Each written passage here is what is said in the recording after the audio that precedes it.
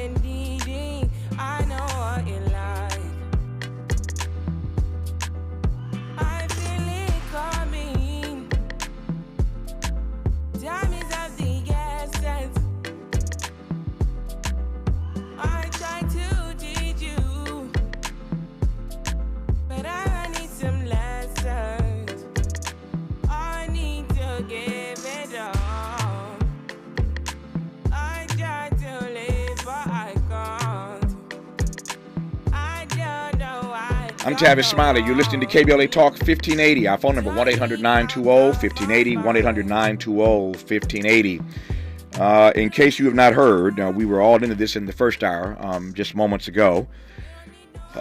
What a day. Tucker Carlson is out at Fox News. And like literally minutes later, CNN announced that Don Lemon is out at CNN.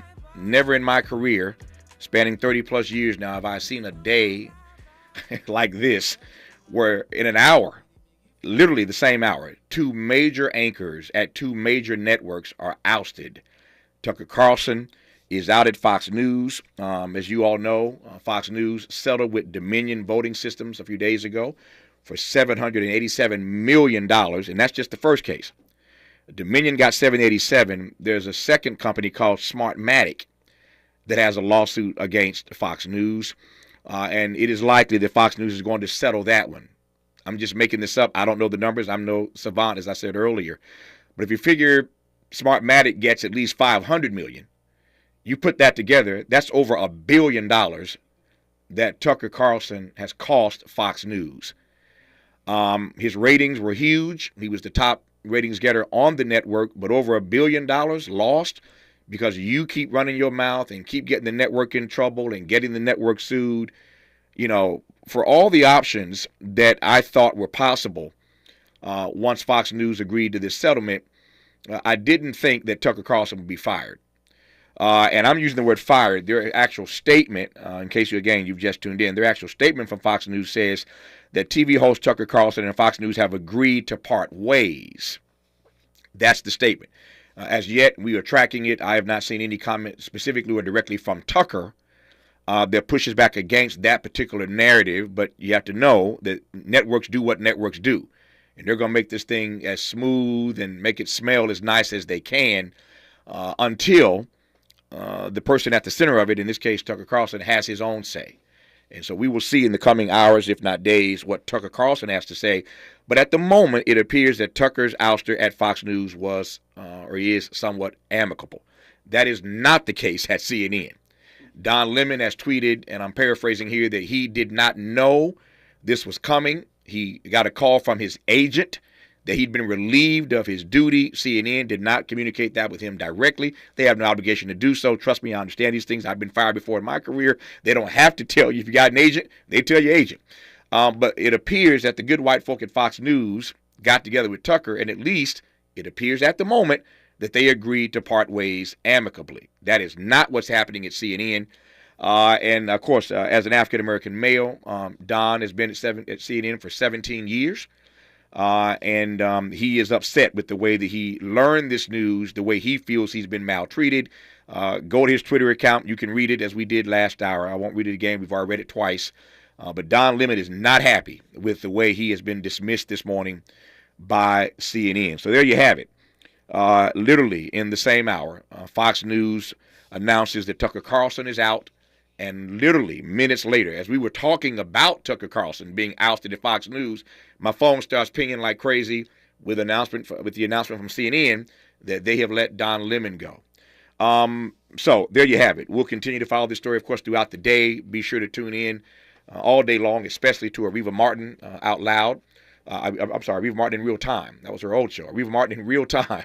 Today from 4 to 6, I am certain that Reva will be all on top of this. And by the time you get to 4 o'clock this afternoon, she will have all the late developing news about both of these cases. So be sure to tune in today to Reva Martin in Real Time from 4 to 6 p.m. And after that, I'm sure all the other hosts as well will be talking about it in some way, shape, or form. Robin Ayers will have some entertainment news, what she knows about this. Variety has written a couple stories. Hollywood Reporter has stories out. So all the Hollywood trades are talking about this as well. So I'm sure Reva and Robin, 4 to 6 and then 6 to 7 will bring you up to speed on what they know later today as these cases continue to unfold. But what we know now is that Tucker Carlson is out at Fox News and Don Lemon is out at CNN.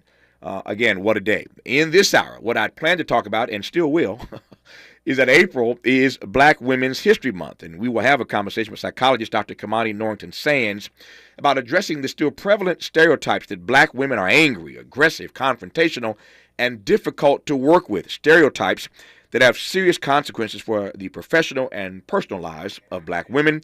I look forward to that conversation. I'm pleased right now to welcome into our studio. If you've never checked out our live stream, now's a good time to tune it on, right? Turn on the app and watch this, or go to YouTube and see it. Any number of ways to see this conversation as well as hear it if you've never checked out our live stream. Dr. Kamani Norrington Sands, good to have you in studio. How are you today? I'm very well. Thank you for the invitation to be here. It's my great delight to have you here. Didn't know all this is going to happen before you walked in the building. Yes. For that matter, I didn't know it was going to happen before I walked in the building. I didn't know this was coming. This is not the kind of morning I expected to have, but it is live radio, and we are talk radio, obviously. And this is breaking news. Let me see if I can tee this up with you just for a bit, and then we'll move in and through this hour. So one of the reasons we are told, and again, there'll be great debate about this in the coming days. I'm talking now about Don Lemon at CNN. Mm-hmm. Don got himself in some trouble, as we all know, with white women. Mm-hmm. They moved him from his primetime show to the morning show. He's seated between two white women every morning as his co-anchors. And he made a comment a few weeks ago about Nikki Haley. And he made the comment. She announced she'd run for president, of course, on the Republican ticket. So Donald Trump is in the race. She's in the race. Others are thinking about getting in. But when she got in, she's the first and only woman who's in the race at the moment on the Republican side, as we wait for President Biden to announce tomorrow, in the next 24 hours or so, we are told, his intent to run for re-election. So Democratic side is shaping up. Republican side is shaping up.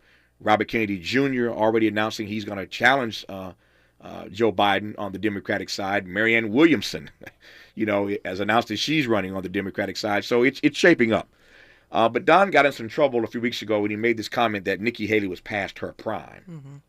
You recall this comment. Mm-hmm. Got him in a whole lot of trouble with the white women who he's seated next to on the set every day. Mm-hmm. Got him in trouble with white women at CNN, with his producers and beyond, and got him in trouble with the audience. There's a story in the New York Times today that Nicolai Corte was referencing in our last hour. Our national political affairs analyst was referencing the story in the New York Times moments ago that reveals that the network at CNN apparently had some data that they had culled, which made it clear that Don's popularity had dropped, that their numbers were taking a hit, that people were not happy, particularly white women not happy with those comments. And so for a lot of reasons, and there are a lot of things connected to this, they made their decision, as they have a right to let Don go.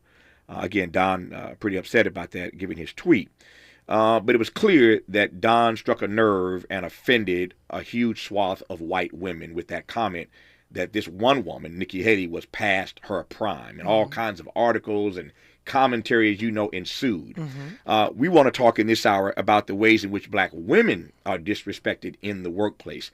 But what do you make of the fact that these white women were offended enough, that this issue, offended by what Don said enough, along with the other stuff he got himself in trouble for, that raised this issue high enough on the agenda for CNN to make this decision? Yeah.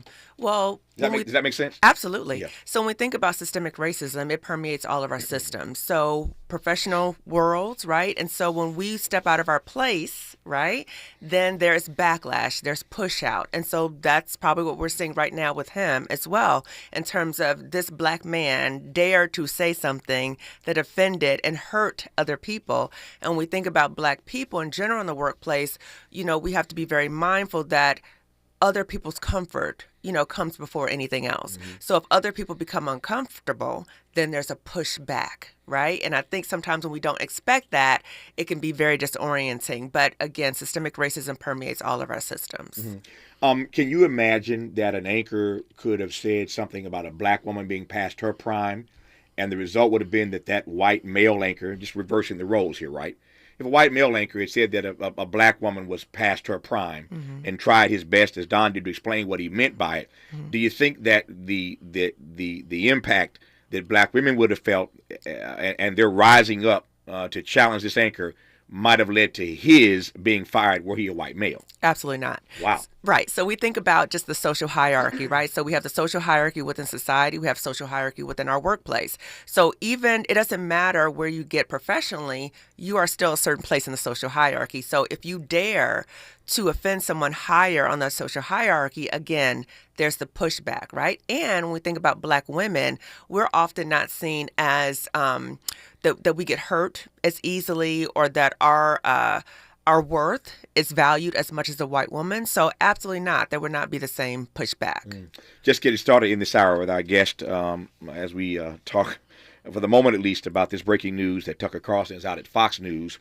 Don Lemon is out at CNN. We were on the eve of the big White House Correspondents' Dinner, the biggest dinner for media personalities in Washington. I've been there many times over the course of my career. That dinner is this weekend. Roy Wood Jr., they always have a comedian who hosts the dinner.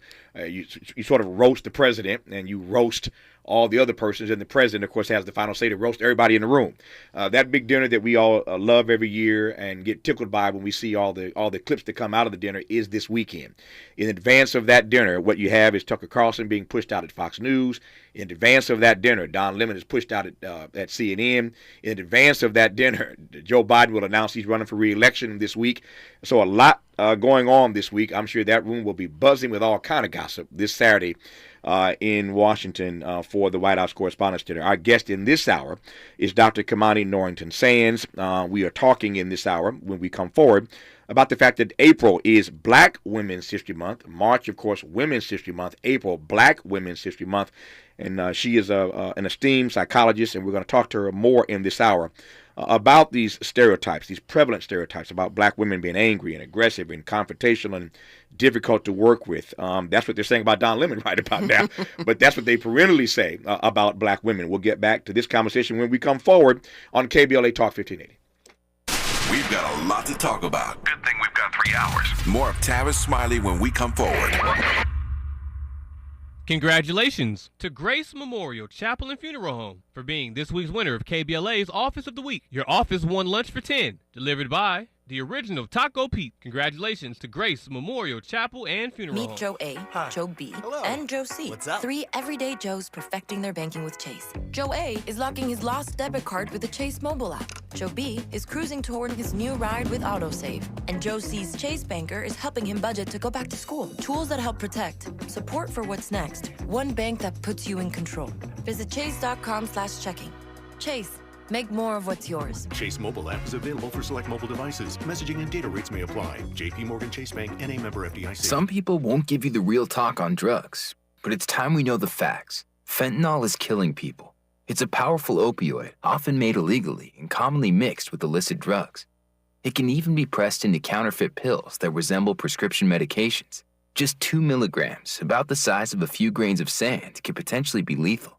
This isn't an ad to scare you, but it is an ad to make you think twice. Get the facts. Go to realdealonfentanyl.com. This message is brought to you by the Ad Council. Mom's early Alzheimer's diagnosis was hard to take. And when I left the oven on, we decided together that it was time to see a doctor and make a plan. Early detection gave us more time to seek out information and support as a family. If you or your family are noticing changes, it could be Alzheimer's. Talk about seeing a doctor together. For more information, visit alz.org/time to talk. A message from the Alzheimer's Association and the Ad Council.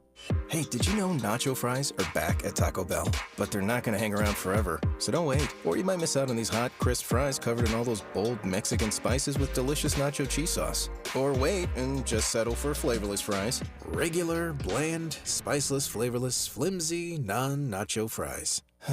Just an absolute bummer of a fry. Nacho fries are back. Get them today, only at Taco Bell. At participating U.S. Taco Bell locations for a limited time only while supplies last. Contact local store for hours and participation which vary. Interrogating your assumptions and expanding your inventory of ideas. Let's get back to Tavis Smiley on KBLA Talk 1580. I am told, JD, we get a chance to look this up for me, please. I'm getting messages from people on my phone that CNN has made another statement, apparently, on their Twitter account. I'm not sure what it is, whether it's old or new, Miles, but let's just make sure that we're up to speed on whatever CNN may have just tweeted out. If you get something, let me know, and we will come right to it. But this is a developing story. This is live radio, and again, we want to honor our guest in this hour, Dr. Kimani Norrington Sands, and because she was in the building, she's in person, we weren't going to cancel her because there's breaking news. I'm just going to make sure we move forward like we do. But there is, again, this breaking news about Tucker Carlson out at Fox News and Don Lemon out at CNN. But we are talking in this hour specifically, given that April is Black Women's History Month, about the ways in which black women are disrespected, as it were, in the workplace, and the stereotypes about them that continue to persist. So let's do that, and we'll just take this conversation as far as we can take it. And if there's breaking news from either CNN or Fox, I will let you know the minute I hear it. But Dr. Kimani Norrington Sands, again, is our guest in this hour. Why do you think those stereotypes about black women persist even in 2023, never mind all of the powerful black women who are in major positions, from Kamala Harris in the White House to KBJ on the Supreme Court, to a sister now on the Fed. We can do this all day long, right? All these black women who are doing their thing and handling their business, and yet these stereotypes persist that black women are just difficult to work with. And we can talk in a moment, and we will, about the ways in which Kamala Harris, has been, one might say disregarded, others might say disrespected. She's had a very difficult time, being vice president. And all kind of commentary has been written about her and about how difficult she is to work with. She's had staff people leave. I don't know the extent to which that is true. I'm just making the point that is the narrative about Kamala Harris, that she is difficult to work with, difficult to work for, and there are a lot of black women who feel that narrative is written about her in part because she happens to be a black woman. Take it away.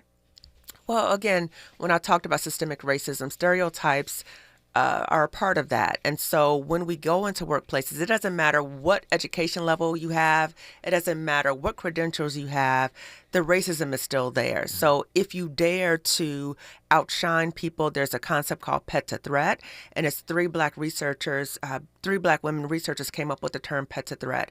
Dr. Juanita Johnson Bailey, Dr. Keisha Thomas, Dr. Rosemary Phelps. And they talk about in the workplace when a black woman is brought in, like, because she's so fantastic, Kamala Harris, right? Wow, she's great. We love her. However, when she kind of rises above and kind of outshines other people, then she's a threat and there's pushback. So again, when we think about in the workplace, all these stereotypes are still there, right? So even in the so-called post-racial society, we know racism is alive and well. And so even though black women are the most educated in the nation, it doesn't matter. We still get that. We still have to contend with those stereotypes. Many black women talk about masking as they go in the workplace in terms of having to present a certain image, knowing that we are seen in a certain way, and the ways that we are put in our place plays out in different ways, right? So tone policing, being too aggressive, not being a team player, all these different things as we're trying to navigate being in the workplace. So we're doing our job, but then we have to contend with how people are perceiving us and how they're responding to us. So in terms of the masking, we come into the workplace and we're dealing with all this stress, but we have to present an image that everything's okay. And I cannot tell you how many Black women I've talked to in terms of crying on their way to work, crying during a break, right? Crying when they're leaving, dreading going to work, but still getting back each day, putting on the mask and performing at very high levels. So I'm not talking about Black women who are just like, oh, you're not doing your job. I'm talking about Black women who are doing stellar jobs, right? But there's still that pushback and that animosity and that disrespect in the workplace. You mentioned crying and just pushing their way through it. My mind went to the movie Hidden Figures. When Taraji and Taraji's character run into the bathroom just to find some solace. Yes. Because she's being so maltreated by the white males. Of course, this is back in the day. She's outshining them. She's representing, but she's in the bathroom trying to just... That's a threat. Yeah, exactly. Trying to find a secret place to hide away, right? To get herself together before she walks back into the room with the white male cohorts who she's working with. What is it that others, and I'm just saying others because I don't, I'm putting everybody in one broad group. What is it that others are offended by or not offended, intimidated by? What is it that intimidates others on the part of Black women? Well, I appreciate that question because number one, I want to say that many times Black women are called intimidating, but we're not intimidating. People are intimidated by us, right? So again, when you outshine, when you break those stereotypes, when you are performing, you're outshining other people. You're on top of your game, right? So that shatters the stereotypes. And when there's this shattering of stereotypes, it makes people question themselves. Well, wait a minute, I thought that, what's happening here? And so again, there's that pushback. Even though people probably aren't consciously aware of it, there's still this pushback. And I want to say one more thing too, that, sometimes we think it's just a white-Black issue and it's not. This relates to anybody who carries out white supremacist behaviors or actions. So it could be other people of color. It could be other Black people. I've done different... That's why I said others. Yes. I figured you might go there. So Absolutely. So I've done, different panels and had different conversations on my YouTube channel talking about all skin folk and kinfolk. And that's when it's particularly painful when it's another Black person, particularly another Black woman who is doing something to demean you or disrespect you. You mentioned tone policing. I like that phrase. It got my attention. Tone policing. Why are Black women subjected to what you call tone policing? Well, it goes along with the stereotype about the angry Black woman, right? So, and that we're so aggressive and that we make people uncomfortable. So if we say things in a certain way, then there is feedback in terms of, oh, well, I could have listened to what you said, but it came across so aggressive. Or can you say that in a different way? Like people just tune you out. So for Black women, the additional stress in the workplace is that we are self-monitoring ourselves in terms of, how am I going to say this? How is this going to be perceived? Checking with other people, like, I want to say this. Is this okay? And even like with our emails, like going through our emails before we send them, is the tone okay? So we're very mindful of that. And that, again, adds to the stress that we experience in the workplace. I've been the victim of this myself. I don't buy into victimization, but you'll take my point here. That at various points in my career, I've had people say to me, well, it's your tone. I'm like, well, I'm not really buying that. I think it was you didn't like what I had to say. Right. And it came from you. And it came so from... it's okay if other people said it? Exactly. You see my point? Yeah. So of course you do. But I feel for Black women when they hear that, when their tone is being policed by others, because as a Black man, I've gotten that as well. And it's not fair, but I wonder what a Black woman is to do about the fact that she gets accused of having a bad or a wrong tone when what's really happening is that you don't like the news I'm delivering. You don't like what I had to share with you. I did it respectfully. I didn't raise my voice. I didn't call you out your name. I didn't talk about your mama and them. I didn't do any of that. But you just didn't like what I had to say, but you want to make it about tone. Right. that's a difficult situation. I mean, you can reflect that back, but that becomes exhausting. So when you think about the psychological toll of being in the workplace, of constantly having to defend yourself or explain yourself over and over and over again, right? And so when I see situations like that, or hear my clients talk about situations like that, I talk to them and like, are you sure this is the place you want to be, right? So if you have to constantly do your job and you have to defend yourself constantly, is this the place for you? And I just want to tie in something really quickly, Tavis, is that, you know, for Black women, it's so important for us to look at how these toxic workplaces are impacting our mental and our physical health. Because research has shown in the American Heart Association recently that Black women are now dying at earlier ages, that we're developing cardiovascular disease earlier, that we are more prone to external issues, racism, sexism, toxic workplaces. So it's very important for us as Black women, when we recognize that we are in these toxic workplaces, to reevaluate, is this the place for me? There's other places for you to go. Yeah. This is not the be-all, end-all. There might be other places to go, but even when you get to these other places, you have a different set of problems, right? Yes. Which raises the question for me, which I want to get you to tackle when we come forward in a moment after news, traffic, and sports, which is how responsible Black women should be, how responsible they should feel to make other folk around them feel comfortable. That's a lot of pressure to put on anybody. It is. To make, that I am responsible for making you feel comfortable by my presence, or because of my presence, or in spite of my presence. Take it any way you want to take it. We'll get to that and a great deal more. Our guest in this hour is Dr. Kimani Norrington-Sands. We are talking in the month of April, which is Black Women's History Month, about the ways in which Black women are still disrespected, disregarded, and ill-treated, as it were, in the workplace, and what can and ought be done about that. So we're talking to Black women, we're talking to their co-workers and their employers, we're talking to all of y'all in this hour on KBLA Talk 1580. We may be LA's newest talk station, but when you're punching above your weight, it's not about whether you can throw a punch. Can you take a punch? We're unapologetically progressive. KBLA Talk 1580. K.O. And we don't black down.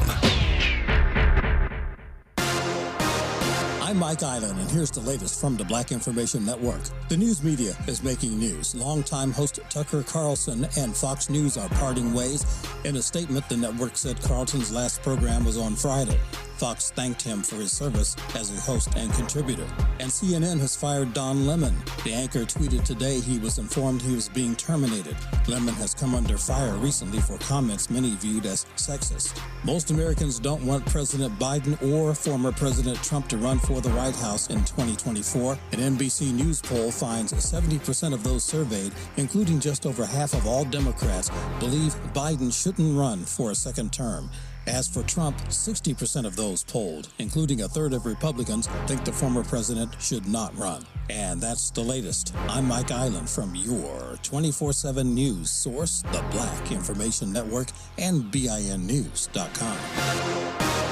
Starting off in the Cahuenga Pass, where we have a wreck on the 101 southbound before Barham Boulevard that is moving out of lanes to the shoulder. Traffic heavy on that drive from Woodman Avenue. Boyle Heights, wreck working on the 60 westbound connector to the 5 north, slowing down the drive from Indiana Street. And in Sylmar, 210 eastbound to McClay Street, a wreck in the center divider area.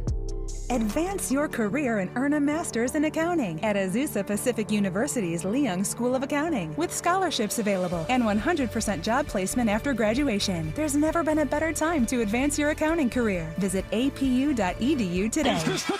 This is the KBLA Sports Minute with Ray Richardson.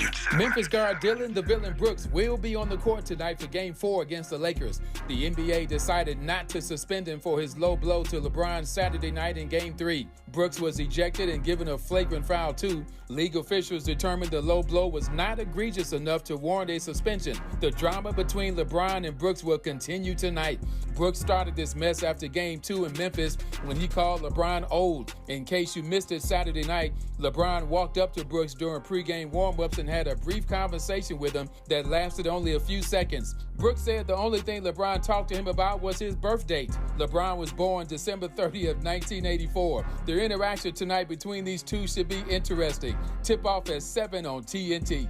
No debates, no speculation, just the info you need.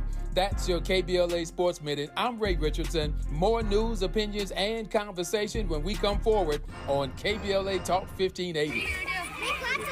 Tell me you're the boy that girl. You are young, gifted, and black. I'm young, gifted, and black. At KBLA Talk 1580, we do more than just talk. Hey there, I'm Jared Hill, president of the National Association of Black Journalists of Los Angeles, and I just want to say thank you for the benevolent $10,000 donation and scholarships for the next generation of black journalists. And I'm Haywood Galbraith, photojournalist and founder of the Minority Photojournalism Institute. Thanks, KBLA, for your generous $10,000 scholarship gift to help us train the next generation of black photojournalists. Congratulations to all the students who will benefit from the scholarship dollars raised at our Black History Month luncheon, honoring black legends in LA media. When we come forward at KBLA Talk 1580, we're bringing everybody with us. Everybody with us. Everybody with us. Everybody with us. The FAA will be hiring air traffic controllers soon. Applications open June 24th through June 27th.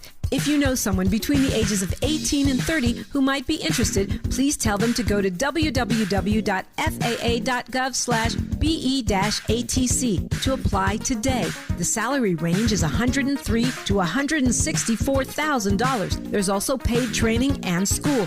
Again, that's www.faa.gov-BE-ATC. Again, that's www.faa.gov/BE-ATC to apply to be an air traffic controller. This community call to action is brought to you by the Organization of Black Aerospace Professionals and KBLA Talk 1580. Nerds. Here at NerdWallet, we often see people wrestle with financial decisions. Mike is in the ring, up against his nemesis, Indecision. Mike can't decide the best way to save his money, and Indecision has him boxed in. But wait, Mike tagged in NerdWallet. Whew, let's go. With NerdWallet's side-by-side comparisons, you can find a high-yield savings account with interest rates that earn more bang for your buck. So the next time you wrestle with a financial decision, you'll come out on top. NerdWallet, the smartest decision for all your financial decisions. We knew you'd stick around. This is LA's home for progressive talk radio. Be heard. Welcome back to KBLA Talk 1580. Welcome back indeed. We're glad to have you with us in this hour. And in this hour, we are talking with Dr. Kamani Norrington Sands. She's a psychologist. And we're talking in this hour because April happens to be Black Women's History Month. And we are talking about the still prevalent stereotypes about black women in the workplace, that they're angry, aggressive, confrontational, all the stuff all y'all sisters listening right now have heard at some point in your career. So I'm not telling you anything you don't know, but we're talking about why those stereotypes persist in April, again, Black Women's History Month, and moreover, and more importantly, what can and ought be done about it. Again, pleased to have Dr. Kamani Norrington Sands as our guest. We were talking during that break, and sometimes I learn things in the break that I want to bring forward into the conversation. Tell me and tell the audience how and why it is that you actually started your practice. Okay, yeah. Thank you for that question. So I used to work for the second largest school district in the nation for about 13 years, and experienced a lot of hostility, disrespect, pet to threat, all these things that I talk about now, I experienced them. And it got to the point where it was really taking a toll on me psychologically and physically. And I took a leave of absence. And while I was on a leave of absence, I just got so many signs that I was not supposed to go back there, right? So the last sign was I heard the voice of God say to me, if you go back, that's a death sentence. That was it for me, right? So I resigned. And when I resigned, before I resigned, I took a leave of absence and I had started exit planning. And when I did the exit planning, I said, okay, so what's the easiest thing for me to do right now? And that's the message I want Black women to hear. You talked about, as you go to a different job, you may contend with other things, but I want Black women to know that there's still other options, right? So you can go to other jobs and it could be better or it could not be better, right? Or can you do other things besides working for a job? So that's what I did. So I pivoted to opening my private practice again, and I started seeing Black women, mostly Black women. I have some Black men clients too, but start seeing them for therapy through telehealth. And it was during COVID, so it was the perfect time, right? So a lot of people talk about mental health, and then my practice grew from there. And then I started feeling the need to talk about my own healing journey from a toxic workplace. I felt the need to share that with other Black women, just because in my family, my friends, I heard other people talking about it, but I just felt the need to talk about it. So I started my YouTube channel. So my YouTube channel is Lifting As We Climb Consulting Wellness Services. And I started talking about it, and more Black women started reaching out to me. Thank you. Oh my God, are you in my head? This is happening to me, right? And then the more I talked about it, it was not only healing for me, but it was healing for other Black women. And so that's how my practice grew and pivoted in the sense that now I talk more in terms of how to support Black women leaving toxic jobs, right? So we can leave with our with our sanity, our well-being, and pivot to things that are more fulfilling and abundant. So I'm not telling any Black woman to just leave your job, everything's going to be okay, just go on faith. I'm not saying that. What I'm saying is that when you're in a toxic workplace, that is very harmful. It's a form of workplace trauma. And when you go through a workplace trauma, you need to heal. So that's my lane now, right? I help Black women heal from toxic jobs so they can leave and find something more abundant for them. What are you discovering? And I say discovering because it's happening in real time every day for you as you talk to your clients and present at these gatherings and plenaries, et cetera. So it's happening for you in real time. What are you discovering, Dr. Kamani Norton Sands, about Black women and their mental health? Ooh. Okay. It's really that work is a significant stressor for Black women, that so many women are miserable in their jobs. And again, it's not that they're not doing their jobs, they're excelling at their jobs. And it's this sense of confusion and like disillusionment. Like, wait a minute, I worked this hard, I got this, and why am I being treated this way, right? And I think what happens for Black women is that we've been taught that we have to keep pushing through, we're strong, we're going to fight, all these different things, and that takes a toll on us too, because we will stay in situations longer, I say past the expiration date, because we are determined to make it work, even though it's killing us. And that's the thing that I'm hearing from so many Black women, that they are dying inside, right? That mentally they feel depressed, anxious, as I said, crying to work, crying leaving to work. Also that sense of that is killing them just physically, right? So developing a lot of physical problems as well. And I just want to say it is so pervasive. The more I've talked about it on YouTube, the more Black women have reached out to me. And now I have global conversations. I have global panels with Black women talking about the same type of experience, the same toll across the world. So no matter where they are in the world, no matter where many they of them are are having shared experiences. Yes. Yeah. Yes. What do you make of that reality? Again, racism, systemic racism, right? And again, when we go into these systems, even though we have the education, the credentials, all these different things, I think the higher we go sometimes, I think the more threatening we appear. And so there's more of a pushback, which can be very confusing. But I know many of us have had that feeling of kind of being put in our place. And I actually created a term, and I know, well, this may be offensive to some people, but I created a term called psychological lynching. So when you go into the workplace and you outshine or you dare to speak out against the system, then there's a psychological lynching where people get in your head and start making you question, like, was it me? What did I do? Am I not smart enough? Am I not good enough? What did I do? Right? So they get in your head, and then they shame and humiliate you in front of other people so that you are quieted, right? But also other people look at you like, uh-oh, I don't want that to happen to me, right? So it's a way to control people. It's an oppressive tactic. And I can say that because I experienced it, right? So I've had colleagues when I was at the other job say to me, oh, we're not going to say anything because see what happened to Dr. Kamani. We're not going to say anything, right? So it's a control tactic. And I am here to just say to Black women, you can go through a toxic job, you can survive, you can heal, you can thrive once you leave, okay? I think the fear is, I don't want to leave because I'm not going to have another job, or I don't have any money, or I'm here to tell you can do well. You can do well. Yeah. How responsible should Black women feel to make others around them comfortable with them? That's a lot to put on anybody. And again, I understand in the realm of human dynamics and human relationships, we want to make people around us, like us and feel comfortable. But we're talking about a whole other level here. What you're unpacking for us in this hour suggests to me that black women have a deeper burden of being responsible for making everybody in their space feel comfortable around them. That's a lot to deal with. Absolutely. Yeah. So first, I would just say that, I want to be clear that I'm not saying that we don't all self-assess, right? Sure. So we are very mindful of how we present, right? But I think for us as black women, we over-assess, right? So we're constantly we're over-assessing. No, it is not our role to make other people feel comfortable, but it's a catch-22, right? So the catch-22 is, okay, if I don't do this, I might lose my job, right? And then the other one is, okay, I can kind of go overboard with this, but now I have this self-loathing of myself, right? So it's like I'm disgusted with myself.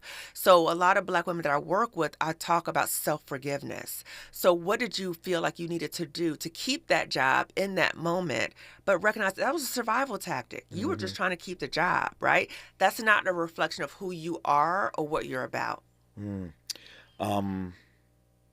That's a lot to process. I'm just pausing for a second.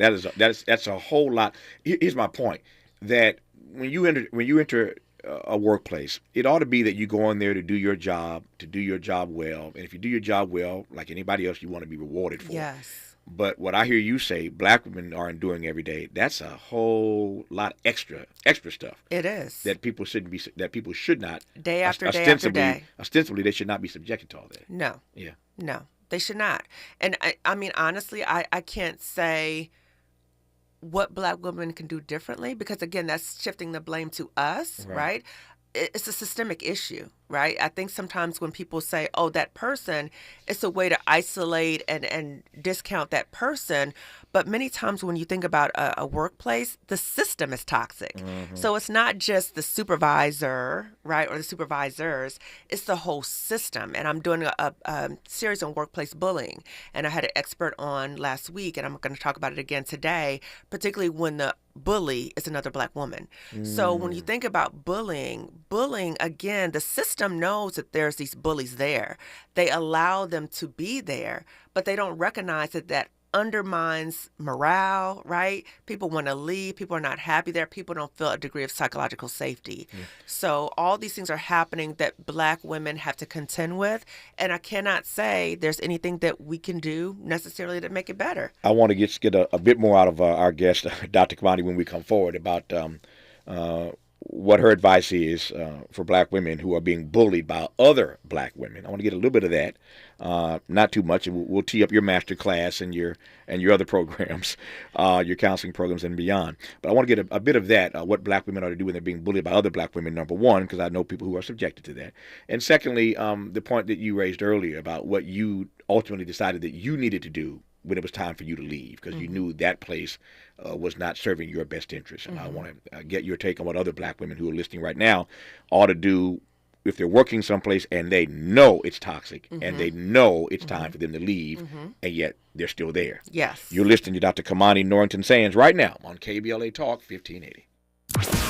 Be sure to like and follow Tavis Smiley at The Real Tavis Smiley and get Twitter updates at Tavis Smiley. The conversation continues when we come forward.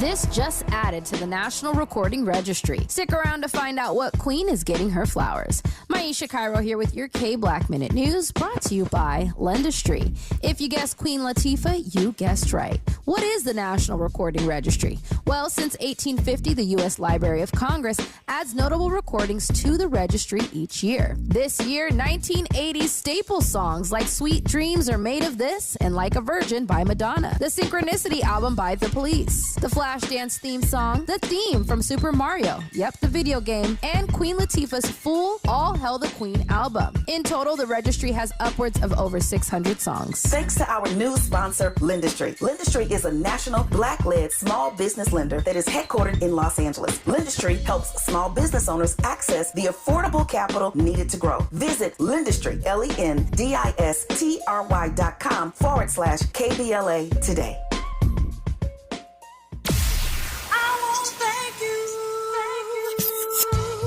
KBLA Talk 1580 would like to thank all of the businesses that tune into KBLA at work. We celebrate you, your calls to the station, and your overall support. To show our appreciation, we would like to treat your office to a lunch for 10, brought to you by the Original Taco Pete's. Open the KBLA Talk 1580 app or log on to KBLA1580.com to submit your office to be selected for our Office of the Week. We know you're just like our staff, putting in many hard, smart working hours per week. We just want to say thank you, and we appreciate you. You and your staff deserve lunch on us. Enter your office to win lunch for 10 and be highlighted on KBLA Talk 1580 as our Office of the Week.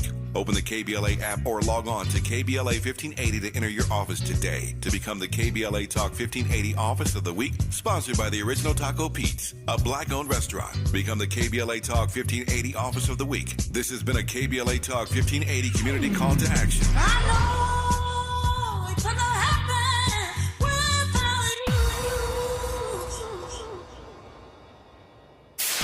KBLA Talk 1580. We've got a lot to talk about. Hi, Maisha Cairo here, KBLA, live at Chase Bank on Crenshaw and Vernon for the In This Together tour with female business owners, a day of empowerment, community panels, and best of all, tips on building business from marketing to capital. I was able to speak with one of the panelists, the owner of Kids Love. Take a listen. So Kids Love, KIDSLUV, is a first-to-market zero-sugar, vitamin-enhanced functional beverage for kids. So the zero sugar is really important because if not, the sugar gets on the teeth, it can cause cavities. So as a mom, I love this vitamins and hydration in one. Tell us what's happening here with Chase Bank today. So I would say, I think what Chase is trying to do is create a community actually for entrepreneurs, a place where people can go. They have the space to do it. It's a beautiful space. And to be able to have these conversations. There are so many benefits to being a women-owned and certified business, from a standpoint of getting into stores, not paying the slotting fees of what it takes to be in stores. So I think Chase is trying to bring awareness to a lot of the things that people just don't know about, that not only the bank can help, but outside of the bank, their relationships can help create. That's beautiful. And I know, this is how we build equity in communities of color, is kind of spreading that information and that knowledge. So thank you for being here today and doing your part and letting these women know that it is possible. For KBLA 1580, I'm Maisha Cairo in the community with Chase. Heard any other talk radio lately that sounds anything like this? We didn't think so. You're listening to Unapologetically Progressive, KBLA Talk 1580. All right, Dr. Kamani, what is a sister to do when she's bullied in the workplace by another sister? First, I suggest that you talk to other people you trust outside of the workplace about your experience. So if you have a sister circle, talk to them. And I think it's important to reality test with someone else in terms of having your experiences validated. And I say not someone in the workplace, because you never know people in the workplace in terms of their true motives and all that kind of stuff, right? So talk to other people, particularly other Black women, about your experiences, because I think what happens sometimes for many Black women is that we start self-gaslighting ourselves. So we start saying, did that happen? I don't know. I'm not sure, right? And then when it's another Black woman, it touches us on so many other levels, right? And so when you talk to your sister circle, that's one. The other thing I would strongly suggest is seeking therapy, particularly with the other Black woman, right? Because we understand your experiences. And so from those healing opportunities, now you have the clarity in terms of what is it that I want to do next, right? So confronting the woman, I mean, some people have done that. I don't know if that's effective or not. I think, again, it's important to really evaluate, is this where you want to be? Is this where you want to expend your energy? Do you want to be in a place where you're not fulfilled, where you're feeling disrespected? Do you want to stay there? Or do you want to say, you know what? Let me start exit planning. Let me look at what my other options might be. And can you go in that direction? And I say for me, it took me about 3 years to exit plan and leave, right? So for most Black women, you're not going to just wake up one day and be like, I'm out of here, right? Now, some Black women do that because it's so painful. It's so harmful to them. I've had Black women talk about having suicidal thoughts, because of a toxic workplace or bullying. So if it's to that point where your health, your well-being's at jeopardy, you need to leave immediately. Are there parallels, I'm thinking now, and I've had any number of conversations in my career with powerful women about the following, and that is women who stay in relationships where they're being abused. I'm talking now about, personal relationships that they're in with another person, of course, and they're being abused. Does that same logic or illogic, as it were, sort of follow for black women in the workplace? They know they're being maltreated. Yes. They know. Am I making sense? Yeah, it's the same dynamic. They know their It's a environment is cycle. toxic. Yeah. But they haven't left yet. Well, that Yeah. and the view that I'd rather stay with the devil I know than the devil I don't know, right? So even in an abusive relationship, I know this person's not good for me, but other people are going to be bad too, right? So I'm just going to stay with what I'm comfortable with. And I'm like, we don't need to be around any devils, okay? So no. The devil is a lie. The devil, right? And all the little bitty devils. Exactly. So I think it's important to really evaluate, yeah, you may know this system, but other systems, you don't deserve this. You don't deserve to be hurt in this way. And leaving, just like leaving an abusive relationship is hard. Leaving a toxic, abusive job is hard too, right? But I also want to let black women know that you have support. You do not have to stay at jobs that are killing you. You don't have to do it. When we come forward in our remaining moments with Dr. Kamani Norton-Sands, we'll get you updated on her master class, a few other things she's working on, and most importantly, how you can connect with her if you're one of those sisters in one of those situations in real time. You're listening to Dr. Kamani on KBLA Talk 1580. Say the quiet part out loud. KBLA Talk 1580. Life is uncertain. It's okay to feel stressed, anxious, worried, or frustrated. It's normal. With CalHope's free and secure mental health resources, it's easy to get the help you and your loved ones need when you need it the most. Call our warm line at 833-317-4673 or live chat at calhope.org today. Let's get back to business, Los Angeles County. The Economic Opportunity Grant Program is now open. This program is designed to provide financial support to qualified small businesses, micro entrepreneurs, food industry businesses such as restaurants, and nonprofits in Los Angeles County. Approximately 4,600 grants of up to $2,500 each will be administered to qualified micro businesses that face barriers to accessing capital resources. To learn more about the Economic Opportunity Grant Program, visit www.grants.lacounty.gov. The application process is fast and easy. Don't miss the opportunity to get back to business. This program is administered by the County of Los Angeles through its Department of Economic Opportunity and funded in part through a grant from the California Office of the Small Business Advocate. The application portal is powered by Lindustry. Visit www.grants.lacounty.gov and get back to business. The Los Angeles Urban League and Parkside Economic Development Corporation are working to close the wealth gap between black and white households. B-Warp, the Black Wealth Attainment and Retention Program's free virtual workshops will help your family acquire, gain, maintain, and pass down legacy wealth. Learn from the experts about making more with what you have, the Black History of Money, joining the Smart Investors Club, preserving your assets in tough times, crypto, cash in or cash out, the wealthy mind and body. Register for this free series that could change your financial future at laul.org/BWAARP. Don't miss B-Warp, the Black Wealth Attainment and Retention Program, every second and fourth Thursday in February, March, and April at 6 p.m. Pacific Time. Register now at laul.org/BWAARP. Let's unpack a little bit more with Tavis Smiley. The conversation continues right now. All right, Dr. Kamani, we're down to 3 minutes here, and I want to just make sure that those who've been listening to you during this hour understand all the stuff you're working on, how to find you, how to follow you, how to get connected to you, because I am certain that there's some black women listening right now who are in a situation that they wish they weren't in the workplace. Yes. So I have a Black Women Healing from Toxic Jobs coaching program. I have a group and a VIP one-to-one option. It's 5 weeks. So if you're interested in that, go to my website, Dr. Kamani. liftingasweclimbconsulting.com. Again, liftingasweclimbconsulting.com. And then I'm also having a masterclass, which is a collaboration between myself and S. Emery Archer. And she is the anti-HR HR lady. She's an HR consultant and an attorney.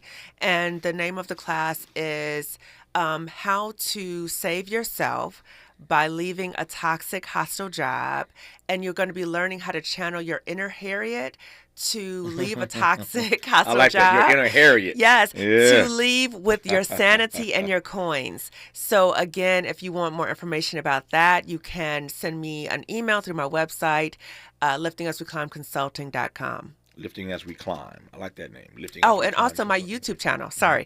My YouTube channel is Lifting As We Climb Consulting Wellness Services, where I have videos over a year where I'm interviewing Black women talking about their healing journeys for leaving toxic jobs.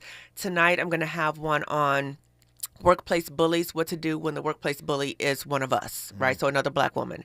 So that is tonight at 9 p.m. Eastern, 8 p.m. Central, and 6 p.m. Pacific time, again, on my YouTube channel, Lifting As We Climb Consulting Wellness Services. Here's my extra question here. And we could have started our conversation here, but in the 45 seconds we have left, is it just Black women being put upon this way in the workplace? Are they being uniquely maltreated? No, I've had Black men reach out to me like, what about us, right? And I'm not discounting that other people have the same experience, but I know for just me being in terms of my own authenticity, I can only speak in terms of Black women, right? Because I have gone through this experience. And again, I'm using my own healing journey to help support the healing of other Black women. So I'm not to discount that other groups go through this as well. It just occurs to me that all 3 hours of our show today, I've had nothing but Black doctors talk about Black excellence. In the first hour, we had Dr. Michael Fontroy and Dr. Nee Cordelai-Corte. In the second hour, we've had Dr. Kamani Norrington Sands, and coming up, Dr. Daniel Black in our final hour, and that final hour is going to be fire. The theme, we started this when he was last on the program. We didn't start it. We teed it up, and we ran out of time. But today's theme in the next hour is whether Jesus Christ is a victim of identity theft. Is Jesus a victim of identity theft? A whole lot of folks saying and doing a lot of stuff in his name. I made the point earlier that if Jesus were here, he might be in one of them LifeLock commercials, because everybody is saying and doing stuff in his name that really ain't representing him, including these prosperity preachers, these prosperity gospel preachers. It's about to get hot up in here in the next hour. But for now, I thank Dr. Kamani Norrington Sands for coming through. Thank you for your work and witness. Good to have you on. Thank you so much. All of that when we come forward on KBLA Talk 1580. KBLA 1580 Santa Monica. I'm Mike Island, and here's the latest from the Black Information Network. The news media is making news. Longtime host Tucker Carlson and Fox News are parting ways. In a statement, the network said Carlson's last program was on Friday.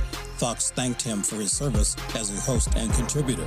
And CNN has fired Don Lemon. The anchor tweeted today he was informed he was being terminated. Lemon has come under fire recently for comments many viewed as sexist. Most Americans don't want President Biden or former President Trump to run for the White House in 2024. An NBC News poll finds 70% of those surveyed, including just over half of all Democrats, believe Biden shouldn't run for a second term. As for Trump, 60% of those polled, including a third of Republicans, think the former president should not run. And that's the latest. I'm Mike Island from your 24/7 news source, the Black Information Network, and BINnews.com. Starting off in the Cahuenga Pass, where we have a record